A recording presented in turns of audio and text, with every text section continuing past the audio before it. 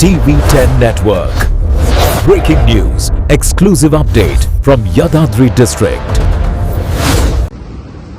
ఇలా స్కేల్స్ ఉన్నాయా? ఫస్ట్ ఏముంది? ఫస్ట్ ఉంది. ఇలా ఇలా ఇలా పెరిగింది కదా, మనం అది వేసిన తర్వాత కలర్ వస్తుంది. ఆ వచ్చిన కలరు ఇక్కడ పెట్టుకుని దేని దగ్గర మ్యాచ్ అవుతుంటే అంత తక్కువ ఉన్నట్టు, ఎక్కువ ఉన్నట్టు లేదా తక్కువ ఉన్నట్టు. ఈ కలర్ వచ్చింది అనుకోండి చాలా తక్కువ, వెరీ లో. తర్వాత మీడియం, ఇదేమో నత్రజనికి. అదే బాసం, ఇది pH, ఇది ఉద్జన సూచిక. చెప్పాను కదా 7 నుంచి 8 ఇంతవరకు ఉంది. ఇదేమో పొటాషియం, ఈ రంగులు పొటాషియంకి వస్తాయి. ఫాస్ఫరస్కి అయితే నీలం కలర్ వస్తాయి.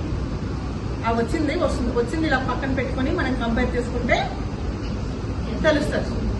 సరే, ఇప్పుడైతే నీకు తెలిసింది. తర్వాత ఏంటి?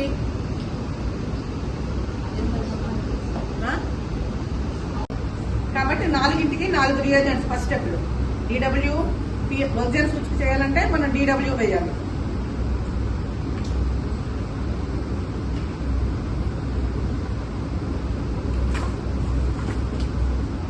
నైట్రోజన్ చేయాలంటే N1, ఫాస్ఫరస్ చేయాలంటే P1, పొటాషియం చేయాలంటే K1.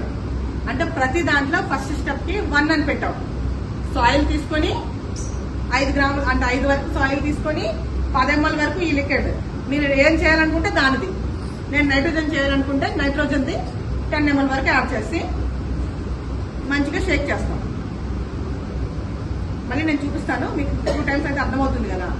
షేక్ చేసిన తర్వాత మళ్ళీ దీంట్లో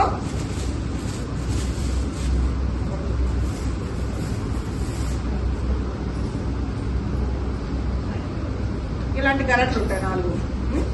ఇలా మనం కలపడం వల్ల ఇప్పుడు ఇది వేసాం కదా మనం, ఈ రియేజెంట్ ద్రావణం వేయడం వల్ల ఆ నేలలో ఉన్న నత్రజని ఆ ద్రావణంలోకి వస్తుంది. ఇలా షేక్ చేయడం వల్ల నత్రజని అయితే నత్రజని, భాస్వరం అయితే భాస్వరం, పొటాషియం అయితే పొటాషియం వచ్చేస్తుంది. వచ్చిన తర్వాత దీన్ని వడపోత కాగితం అంటారు. ఇది గరటు, మీకు తెలిసిందే కదా. దీన్ని ఇలా పెట్టి ఒక మడత, రెండో మడత, 2 చేసిన తర్వాత ఇలా ఓపెన్ చేస్తే ఒకవైపు 1 ఉంటుంది, ఇంకోటి 3 ఉంటుంది. పెట్టిన తర్వాత మళ్ళీ ఇలాంటి చిన్న చిన్న ట్యూబ్స్ ఉంటాయి. దాంట్లో ఇది పెట్టి ఇలాంటి సెటప్ కూడా ఉంది. ఇప్పుడు ఏదైతే వచ్చిందో దాన్ని ఇలా వడబోస్తాం. వడబోస్తే ఇప్పుడు ఏంటి, నేలలో కలిసింది ఎలా ఉంటుంది, మనకి రంగుగా ఉంటుంది కదా, నేల రంగు బట్టి అలాంటి లిక్విడ్ కనిపిస్తుంది. ఇందులో వడబోసిన తర్వాత మనకి అదేం కనిపించకుండా తెల్లగా వస్తుంది అనమాట సొల్యూషన్. ఆ తెల్లగా వచ్చిన తర్వాత ఇప్పుడు ఏంటి, మనకి నేలలో ఉన్న ఎలిమెంట్ ఇందులో వచ్చింది కానీ మనకు తెలియట్లేదు ఎలా ఎంత వచ్చింది అనేది. దానికోసమని సెకండ్ స్టెప్. ఇప్పుడు ఇవన్నీ 1 1 1 1. ఓకే, మళ్ళీ చూడండి, ప్రతి దానికి 2 సెకండ్ స్టెప్. మీకు చేసినప్పుడు ఇంక ఈజీగా అర్థమవుతుంది. pH అయితే ఉద్జన సూచిక అన్నాను కదా, దానికైతే 2.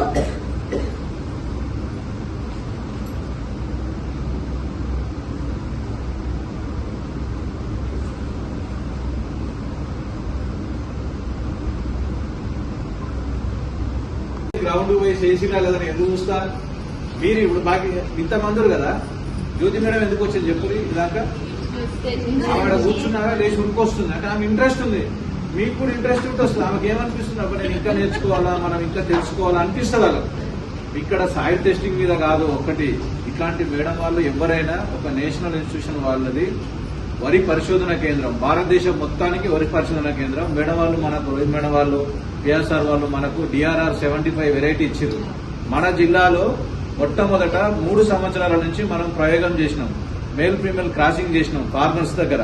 మనం FPOs ఉన్నాయి మన దగ్గర, 25 FPOs ఉన్నాయి. తర్వాత ఫార్మర్ క్లబ్స్ ఉన్నాయి. వీళ్ళందరికీ కూడా మన రైతులకు ఇచ్చి మేల్ ఫీమేల్ క్రాసింగే కాకుండా RNR గానీ DRR దాని 75 వెరైటీ గానీ 3 సంవత్సరాల నుంచి మనం పండించి మళ్ళీ CCMBకి ఇస్తున్నాం. మన దగ్గర పండిన విత్తనాన్ని వాళ్ళు తీసుకెళ్లి రైతులకు విత్తనాన్ని ఇస్తారు. కానీ అది ఎట్లా చేయాలా ఎలా చేయాలనేది ఒక సైంటిస్ట్ సార్ ఇక్కడికి వచ్చి చెప్తే ఇప్పుడు ఇంతమంది 50 మందిలో జ్యోతి మేడం ఎట్లయితే వచ్చిందో అట్లా మన దగ్గర వంగడం నరసింహ వచ్చిండు, శాలిగారు నరేష్ వచ్చిండు, పుట్ట మాధవరెడ్డి వచ్చిండు. ఒక 5-6 మందే ఇంట్రెస్ట్ చూపించారు. వాళ్ళే విత్తనాన్ని పండించారు. వాళ్ళ దగ్గర ఇప్పుడు విత్తనం బ్యాంక్ ఉంది. సైంటిస్టులు కూడా వాళ్ళ దగ్గరికి వస్తున్నారు. కానీ మీరు అందరూ ఎందుకు ఇంట్రెస్ట్ చూపించారంటే నేను కూడా నాకు పగల ఫోన్ చూసుకుంటా. ఎవరు ఫోన్ చేసిండు, ఆఫీసర్, సైంటిస్టులు ఎవరికైనా రెస్పాండ్ కావాలా, మెసేజ్లు పెడుతుంటారు. ఫోన్ చూసుకోవాలి, సగం పనులు సరిపోతున్నారు. ఇక రెండోది నేర్చుకుందామంటే నాకు దృష్టి ఉంటుంది, నాకు కూడా ఉంటుంది. ఇక్కడ మినిట్స్ రాస్తురా లేదా, లేకపోతే ఫోటోలు తీస్తురా లేదా, ప్రెస్టర్లు వచ్చిర్రా, లేకపోతే అందరు అటెండ్ అయ్యారా లేదా, చాయ్ కాపీ ఇచ్చిరా లేదా, అరేంజ్మెంట్ చూసుకోవాలి నేను. దాంతోపాటు నాకు దృష్టి ఉంటుంది దాని మీద నేర్చుకోవాలని, నాకు కూడా ఉంటుంది నేర్చుకోవాలని. కానీ నాకు పని కాదు. కానీ రేపు మీకు ప్రత్యేకంగా ఇదే పని. నేను అక్కడ ట్రైనింగ్ పోయి వచ్చిన, టీవీ స్క్రీన్ తినొచ్చినా అయిపోయింది నా పని, సగమే నేర్చుకుని వచ్చిన నడుస్తుందా? రేపు టెస్ట్ చేసిన తర్వాత జిల్లాలో మన రైతులను 2500 మంది రైతులను మనం సేంద్రియ వ్యవసాయ రైతులుగా తయారు చేయాలంటే ఫస్ట్ ఇదే టెస్ట్ ఉంటుంది. మీకు పోగానే అక్కడ వాతావరణం ఎట్లుంది, టెంపరేచర్, ఒక యాప్ ఇస్తారు. మేడం ఏమన్నది, అటు ఇటు పోయింది, వాళ్ళు టెక్నాలజీకి వచ్చేసారు, యాప్ ఇచ్చేసింది. యాప్ లో కొట్టి చూడు, నీకు చూపిస్తుంది అన్ని. నీకు ఆకు బలంగా పెరగాలంటే, పచ్చగా రావాలంటే ఏం చేయాలా, లేకపోతే జింకు లోపం ఉంటే ఎర్రగా ఎందుకు పండాకారంలో వస్తుంది, ఇది మట్టిలో ఏ లోపం ఉంది, అందులో జింకు లోపం ఉందా, ఉదయ సూచన పిహెచ్ అంటుంది మేడం. పిహెచ్ శాతం ఎంత ఉంది, మన మూసీ కాలం ఏమంటే అంతా ఈ ప్రాబ్లం వస్తుంది, పిహెచ్ ప్రాబ్లం వస్తుంది. వాళ్ళకి అసలు పిహెచ్ అంటే ఏందో తెలియదు, జింక్ అంటే ఏందో తెలియదు, కలర్ ఏ కలర్ వస్తుందో తెలియకపోతే రేపు మన రైతులకు ఎట్లా చెప్తాం? రైతులు స్వయంగా చేసుకుంటారు పిహెచ్, ఎవ్వరు రాదు. కనీసం మనకు నేర్పిస్తే, ఇప్పుడు మేడం అంటుంది నాకు కూర్చొని, రోహిత్ మేడం ఏమంటుంది, అరే మా దగ్గరికి తీసుకురా వీళ్ళందరికీ, हमको सबको लेके आओ, उधर अच्छा ट्रेनिंग देंगे, हम अच्छा सिखाएंगे, उधर खाना रहने का अरेंज करना, मैं बेचता हूँ, मैं पैसा कितना होता खर्च मैं रेस्पॉन्स दिया, डिपार्टमेंट देने दो नहीं दो, हमारा ऑर्गेनाइजेशन से 50 लोगों को मैं बेचता हूँ, पैसा कितना होता मैं बिल पे करता हूँ. सीखने वाले कौन है? మీరు నేర్చుకోవాలి. మీరు నేర్చుకోకపోతే ప్రాక్టికల్ రాదు. కాకపోతే ఇప్పుడు జస్ట్ ఒక అవగాహన కోసం మీకు ఎక్స్ప్లెయిన్ చేస్తుంది మేడం. మళ్ళా కావాలంటే ఇంకొక రోజు separate training only soil testing మీద మేడంని పిలుద్దాం. ఎందుకంటే మేడం కొంచెం లాంగ్వేజ్ ప్రాబ్లం, మేడం తెలుగు వస్తుంది, వాళ్ళు ఇద్దరు వస్తారు. మళ్ళా కావాలంటే ఇంకొక ట్రైనింగ్ పర్ఫెక్ట్ గా పెడతాం. ఇప్పుడు బేసిక్ అన్న నేర్చుకోండి. ఆ తర్వాత జిల్లాలో ఉన్న 2500 రైతుల కాడ ప్రతి దగ్గర మనం సాయిల్ టెస్టింగ్ చేయాల్సిందే. వితౌట్ సాయిల్ టెస్టింగ్ రిపోర్ట్ మనం నేచురల్ ఫార్మింగ్ లో కుదరదు. ఎందుకంటే ఇప్పుడు ఎంత శాతం కార్బనం ఉంది, ఎంత శాతం pH% ఉంది, అది ఉదయ సూచిక ఎంత చూపిస్తుంది మనకు, అది రెడ్ జోన్ లో ఉందా లేకపోతే మన గ్రీన్ జోన్ లో ఉందా మనకు తెలియకపోతే రేపు మనం పండించిన పంట కూడా అది రెడ్ జోన్ లో ఉన్న సాయిల్లో మనం పంట పండిస్తే మళ్ళీ ఏమవుతుంది, మనకు అది ఆర్గానిక్ కాదు.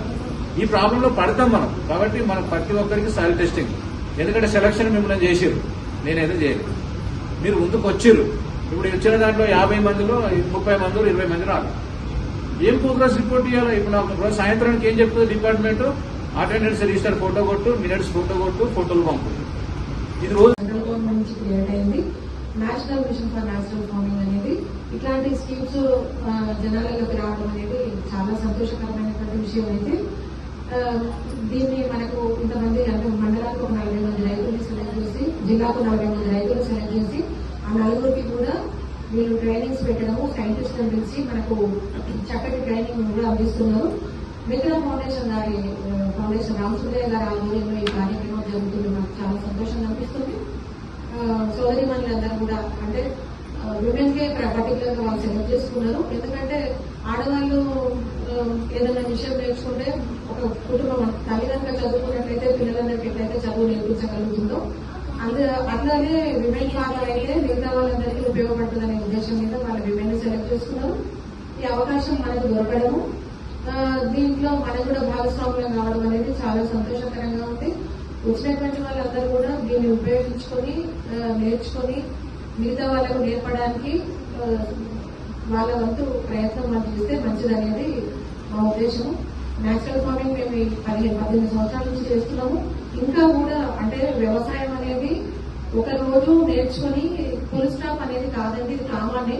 కొత్త పంటలు వస్తుంటాయి, కొత్త రోగాలు వస్తుంటాయి, కొత్త వస్తున్నాయి.